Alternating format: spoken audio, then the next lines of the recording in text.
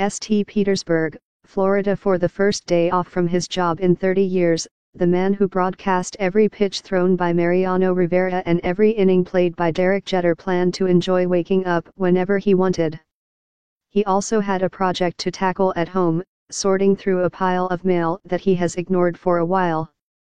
"I'm getting my act together for the second half," John Sterling, the longtime voice of the Yankees on the radio, said Wednesday, the day before his break started. Until Thursday, his 81st birthday. Coincidentally, Sterling had worked 5,060 straight Yankees games since 1989, according to the Yankees. The baseball season is an 8-month marathon, 2 for spring training and 6 for the 162-game regular season, and that does not include the playoffs, which can add another month for a team that reaches the World Series. It all caught up to Sterling. And so, for the first time since Don Mattingly was the team's first baseman and Dallas Green was the manager, the Yankees will play a game without Sterling behind a microphone. In fact, he will miss the entire 4-game series against the Tampa Bay Rays that will close out the first half of the season. Coupled with the upcoming All-Star break, that will give Sterling 8 straight days to rest. The reason for the time off: his health. In interviews this week, Sterling has said he feels a bit under the weather. But before Wednesday's game against the Mets, Sterling insisted he wasn't sick. "I'm just run down," he said. "There's nothing wrong with me." He later said his doctor had set 3 goals for the respite: eat to put back on the weight I've lost, drink a gallon of water a day, and sleep. Sterling, a father of 4, also heard from several worried friends telling him they were glad he was finally taking a day off. Some had noticed that Sterling was coming to work tired. The Yankees' recent trip to London didn't help and struggling to walk upstairs. "I just want John to be healthy, and we've got a long way to go before, hopefully, a World Series," said Susan Waldman, Sterling's radio broadcast partner of the past 15 years. "And the streak is wonderful, but that's the past." Waldman recalled being in Baltimore when infielder Cal Ripken Jr. took himself out of the Orioles lineup against the Yankees on September 20, 1998, ending his record streak of consecutive games played at 2,632. Like Sterling this week, Ripken finally relented and admitted a day off was for the best. "I don't think anyone will ever do it again," Waldman said of Sterling's streak. "But I'm concerned about John Sterling from here on out.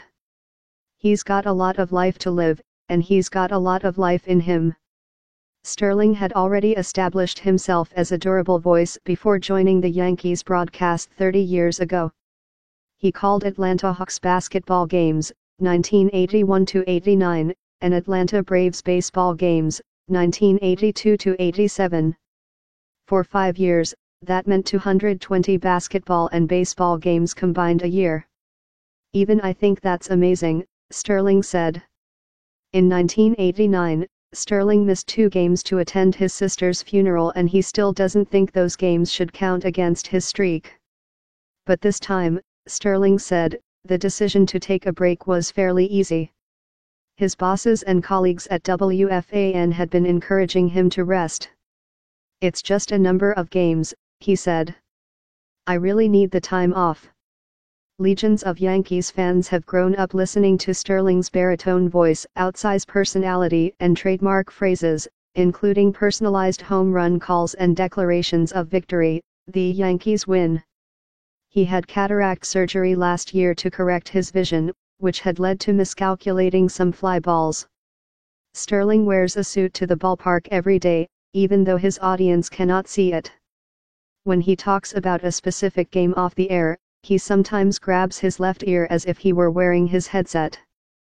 "For him to have gone this long without missing a game is frankly unfathomable," said Jack Maldonado, the longtime producer of the Yankees radio broadcast. Filling in for Sterling during this series will be Ryan Ruocco, a television play-by-play announcer, studio host, and reporter for the Yes Network who also has a background in radio. The Yankees television broadcast will also have a void. Michael Kay, the play-by-play announcer on the Yes Network, said on Wednesday that he would miss about a month because of surgery to correct a problem with his vocal cords. Howie Rose, the Mets radio voice, said he had long hoped for Sterling to take a break. The grind of the season and the late-night arrivals in a new city, the 65-year-old Rose said, weigh exponentially more on the body with age. I just hope, as a friend, assuming that he gets through this and gets back to good health, that he realizes that none of us have a license to live forever, Rose said. I just hope that, when the dust settles, that John is able to enjoy his life just as much away from the ballpark.